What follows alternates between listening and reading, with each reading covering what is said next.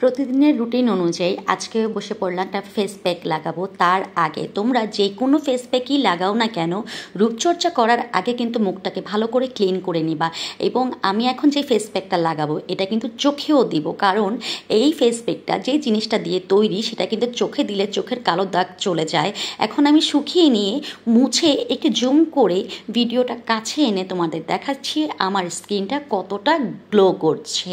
চলো দেখে নেই। প্রথমে আমাদের নিতে হবে একটা শসা, ভালো করে ক্লিন করে খোসা সহকারে কিন্তু আমরা একটা গ্রেটারের মাধ্যমে কুচি কুচি করে এটার ভিতরে যত রস আছে সব চিপে নেব। এই রস আমাদের স্কিনের যত দাগ ছোপ যত কিছুই আছে সব কিন্তু দূর করে স্কিনকে অনেক টান টান করবে।